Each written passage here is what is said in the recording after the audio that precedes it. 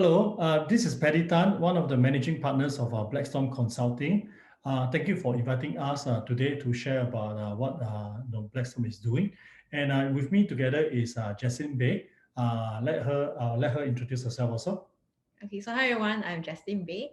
So basically, I will handle more towards if you are part of the program, I will actually work with you to actually find out what kind of needs that you want and to mentor you in some of the ways, especially in the operation side, like, what are the things that you have to take note when you come into Southeast Asia. So I'm also one of the managing partner.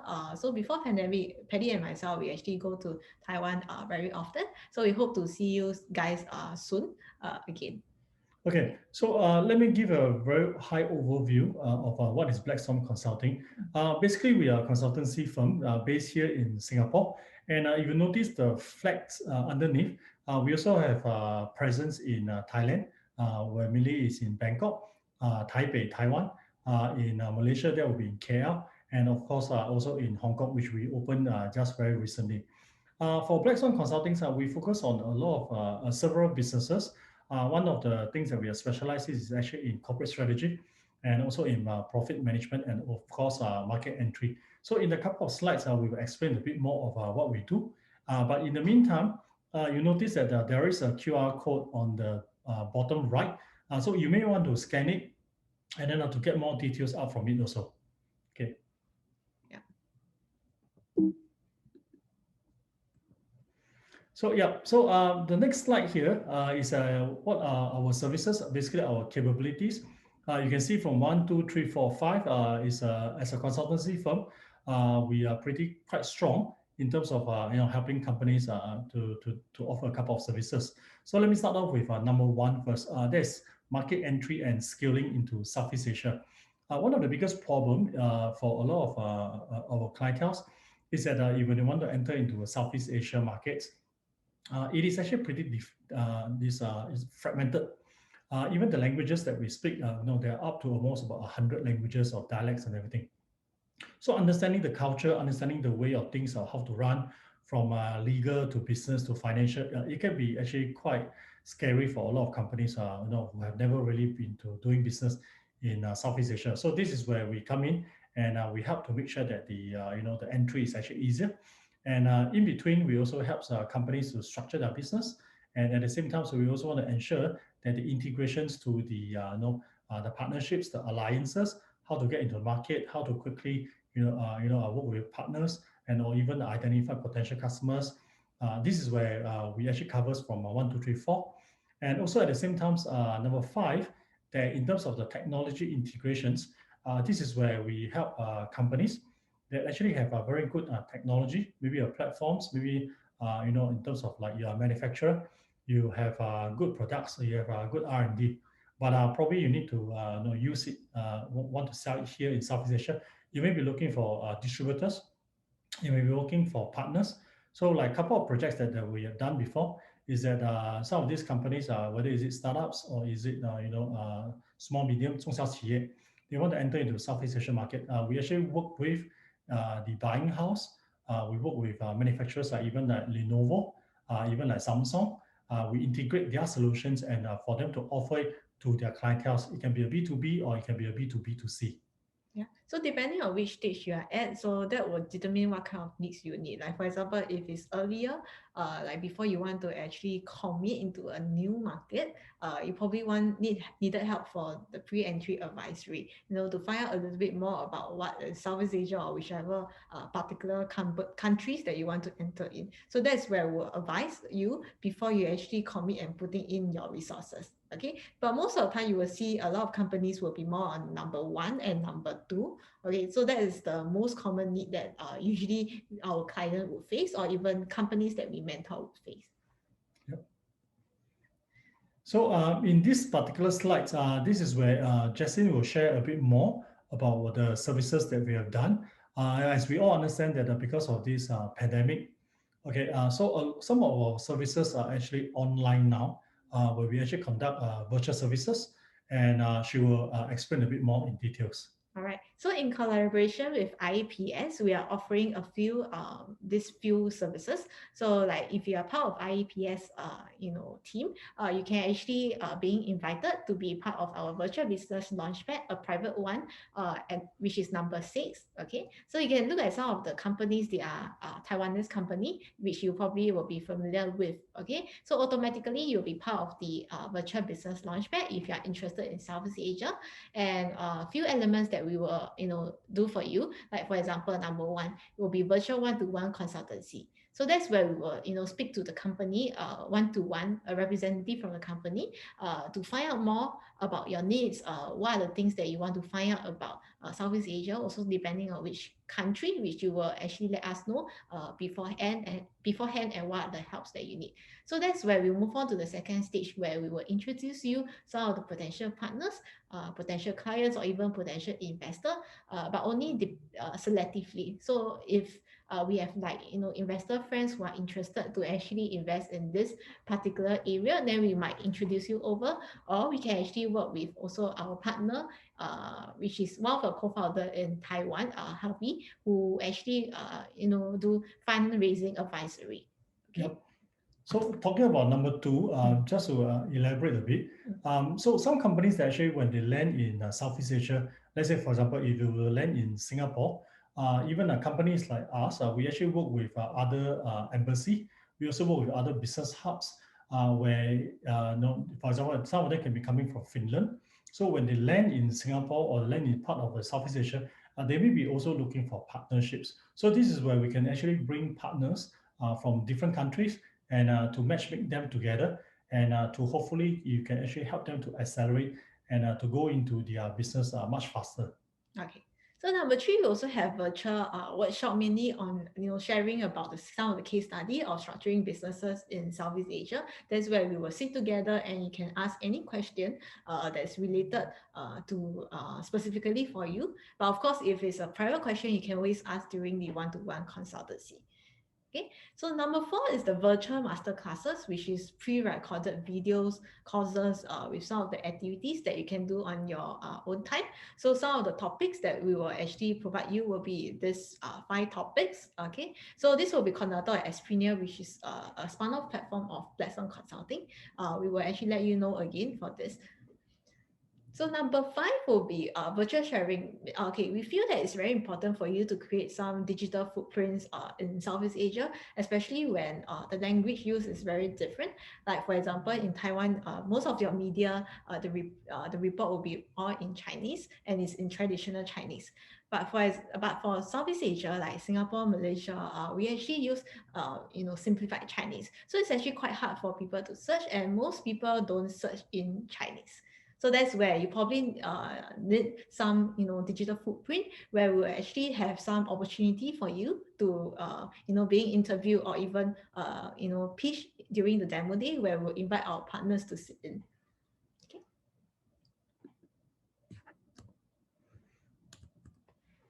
Okay, so we will briefly explain the three websites, okay, that we're actually working very closely.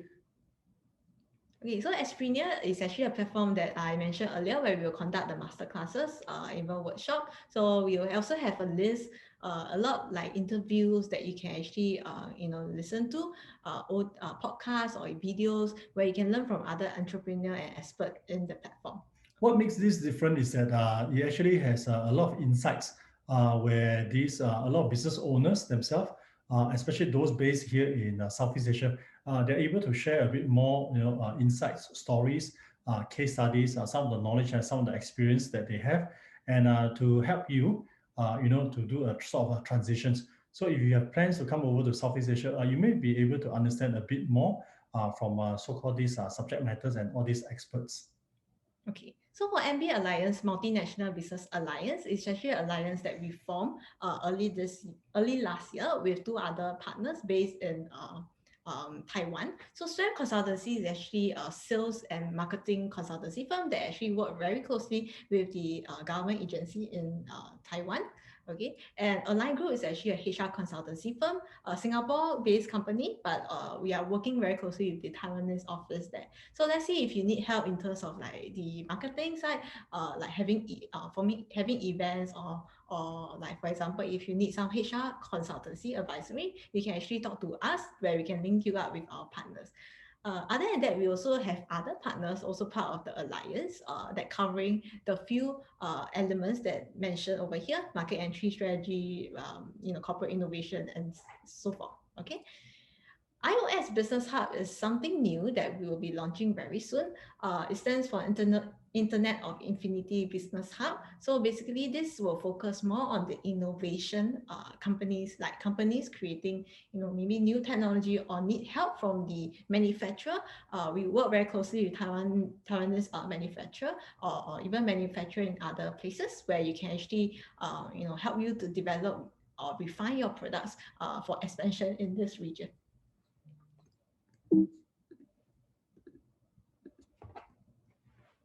Yeah, a few other members that we also like to introduce.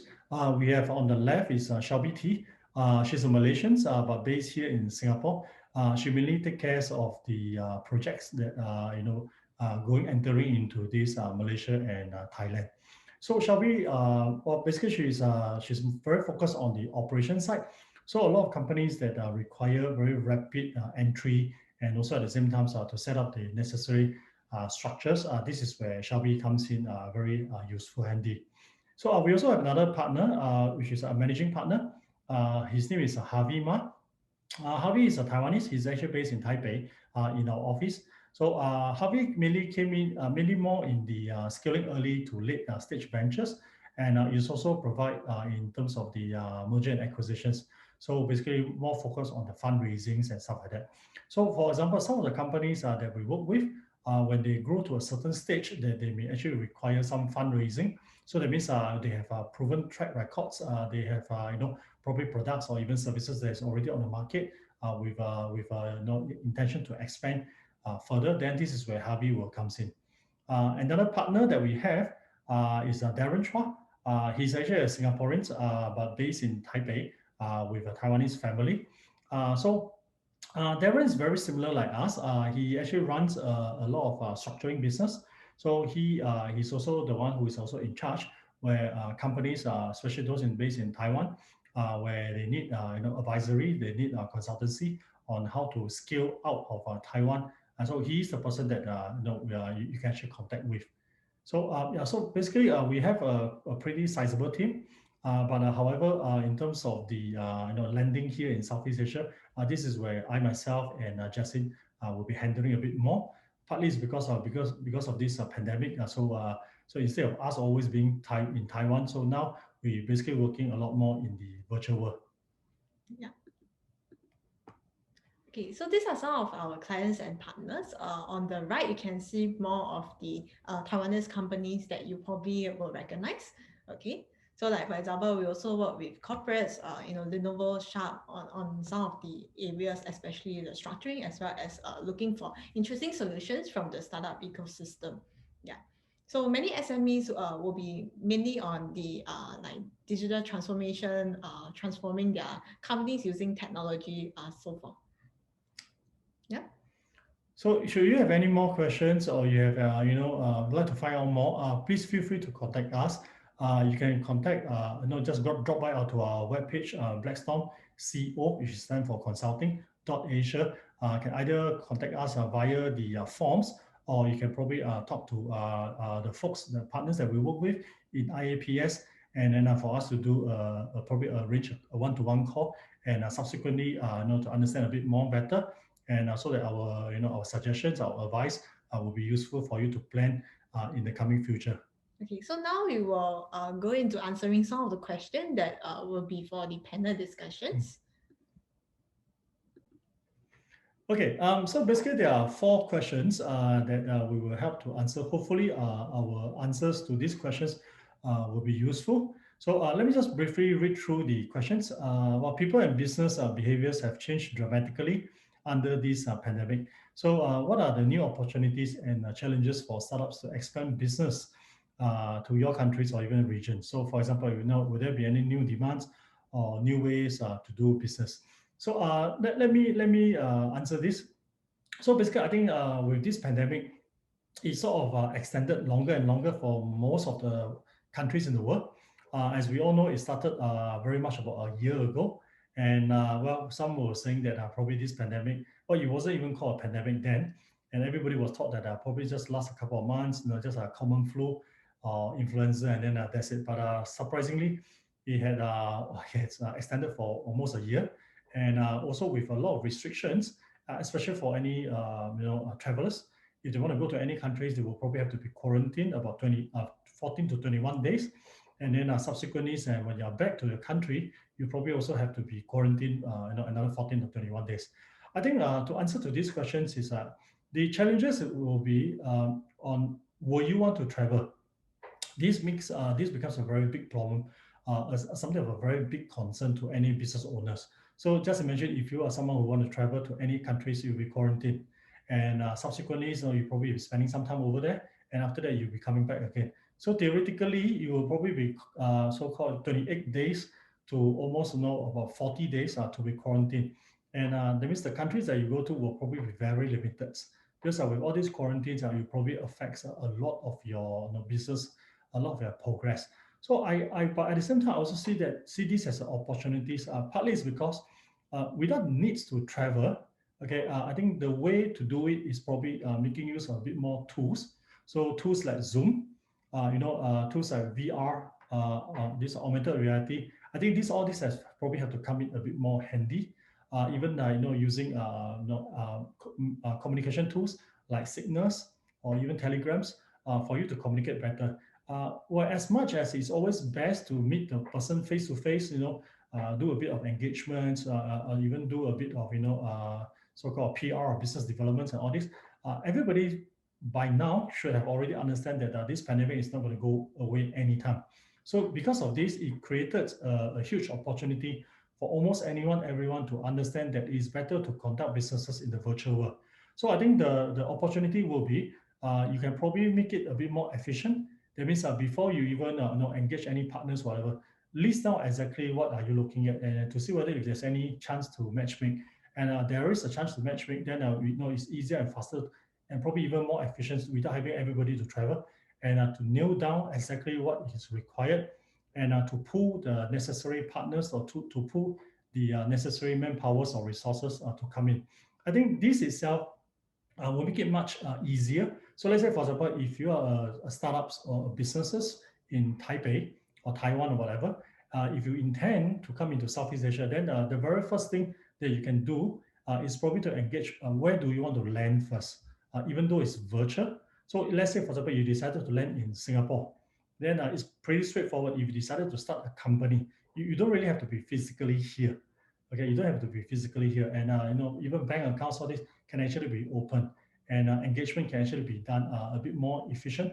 Partly is because the country is actually very small, like here in Singapore. So and then plus the restrictions is actually not as severe as some other countries.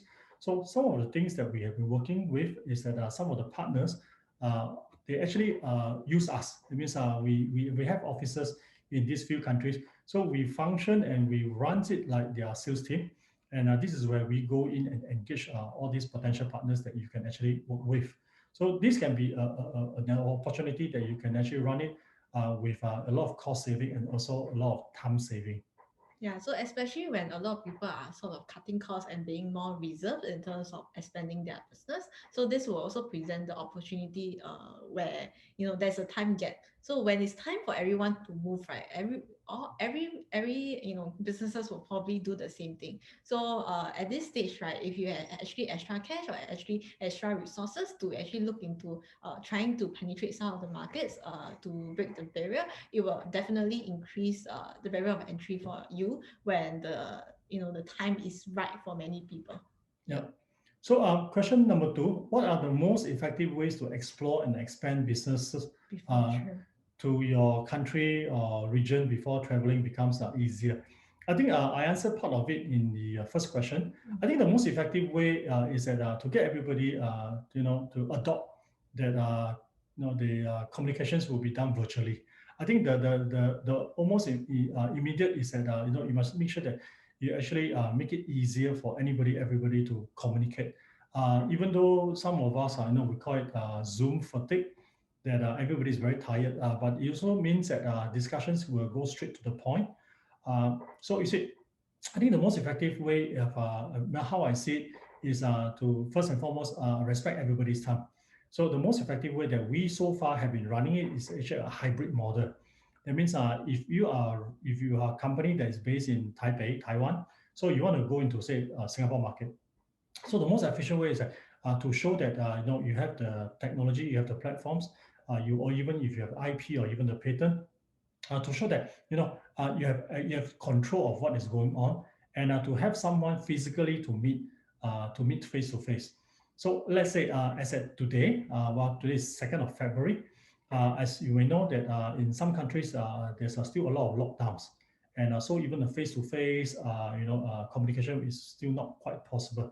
But however, you may want to go into those countries virtually, that you can understand what are the governments, the way the adoptions of how to ensure that no social distancing, safe distancing, and how is it being practiced. That will actually give you an insights of how fast or how quick can the economy actually recover. So you may actually use this opportunity to do a lot of groundwork, to do a lot of preparations, so that the moment if the pandemic is it is not as bad, or if the people start to be able to meet face to face, which is what is happening now here in Singapore, you may want to use this opportunity to do preparation, so that the moment the market comes back, you're already there. Yeah. And also marketing and branding yourself during this period is very important, because likely you cannot go for any events or speak in any of the physical events. So if you can have some coverage online, that would be good regarding your progress of the companies, or the direction of the companies to deal with all the matter. Yeah. Correct. So coming to question number 3, is there any government resource for foreign startups? When you come to our country or come to the region. Yeah, so there are many government resources. Some of them they are only applicable for companies that are at least 30% local holding shareholding. Okay, so this is the number that you should take note of. Some of the grants will actually need you to be 30% owned by the local. So like including, like for example, if you are a sort of a parent company owning a local company, you will track all the way up to the shareholding. So this is something that you have to take note. And most of the time, people will do mistake because of this area lah, the calculation of the 30%. Okay, so things like for example, we have some grants that focus on, like for example, if you are sell to SMEs, people who are eligible for the grants, you can actually sell your solution at a not a cheaper price. You will still gain the amount. It's just that your client can actually get subsidized. For this, right, that will actually increase your revenue in some way. So yeah, so this is something that you can explore. You can find out more from us directly. Singapore also have grants such as the income tax. Okay, if you have a local company, private company over here, so for the first few years you probably do not have to pay before you reach a certain threshold. So like for example, for GST, which is like a VAT for Singapore, so only if you actually earn 1 million revenue, okay, Sing dollar, or you expect yourself to earn 1 million revenue, then you need to get yourself GST registered. Other than that, you do not need to get yourself GST registered. You do not have to collect GST. Okay, so there are actually many other perks that will, for foreign, I would say foreign startup, I would say local established startup, but you may be a foreigner who own the company. Yeah. At the same time, you may also want to take a look, because we work with a couple of startups that established themselves here in Singapore. Is that they also participated in some of the directives, some of the directions, something like the southbound 南向政策. So some of the government agencies actually support them by in preparations of samples, in preparations of to help them to apply for certain maybe like applications from Taiwan. Taiwan. So it can be a Taiwan startups, Taiwan company that is going to be based in Singapore. So some of the companies that we work with, the Taiwan companies actually apply for certain support, financial supports from the local government. So for that, you can actually look into even before the company comes over, you can actually get some financial supports. And then when they land here, that's where you register yourself as a Singapore-based company, and then to use the Singapore-based company to apply for a certain grants also. Yeah, including hiring grants, there will be. Okay. Correct. So number 4, other suggestions for Taiwanese startup who would like to expand business to your country or your region. Okay, so I think some of the suggestion is probably don't wait until the time is right, because you don't know when the time is right, and when the time is right, everybody will feel that it's right. Okay, so yeah, so this will be an opportunity to start at least exploring the market and see whether it's something for you. And of course, many factors, like for example political issue around the region, many of the Taiwanese startup companies that we actually work with, right, the issue that they were facing is also US and the China trade war, which caused them to actually need to look into Southeast Asia because of the cut of profit in that area due to tax, things like that. Yeah. So some of the one other suggestion that I just to add on to what Jesse mentioned is that you may want to look into branding. I think this is most important. So here's the thing. Southeast Asia is made up of almost about 100 plus languages, which include dialects. So let's say, for example, if you were to enter into Southeast Asia, you may want to pick a market that you can be strong in. So let's say one to add on to what Jesse mentioned. So for example, you may be a Taiwan-based company. So when you come over to say Singapore, naturally the language will be in English. So that means your collaterals, your materials, marketing materials, everything should be basically English. But however, if you are going to enter into Malaysia, enter into Indonesia or Philippines, whatever, take note while their business language, spoken is English, but in terms of the agreements, legal documents, all these may not necessarily be in English. So I think this is also the best time for you to understand a bit more. If you were to enter, what's next, and should you actually, how to comply to the local law, and to use this period of time to actually understand a bit more better, so that when you engage a partners or engage a resellers, this will sort of give you an advantage of how to deploy it. So like, for example, some of the companies that we work with, they attempt to enter into the countries themselves, but because of this pandemic, they are not able to be in here. So this also resulted in financial cash flow. So as some of you guys may know, the tax are actually quite different in different countries. So if you were to sell your products from Taiwan to say Singapore to Malaysia, the tax models will probably be a bit different. And you also may want to understand in terms of like the free trade agreements between countries to countries in Southeast Asia, in ASEAN, each and every one of them, how does it function, and how will it have any financial implications to your costing also. So this will be something that you could like to take note first before you decide to expand into your your business into various countries. Yeah. So in general, also, what is your exit strategy that you are trying to work towards? I think working backward will be quite useful for you to actually move your business forward. At least know where are you moving towards, and then it will affect the market entry strategies for other countries. Right. So hopefully the few questions and the few answers that we provided will be useful. However, should you have any more questions or whatsoever that we may not have answered it correctly or properly, please feel free to contact us. You can just go to our website, or you can contact Darren or even any of the folks from IAPS. Okay, thank So you. in the meantime, thank you.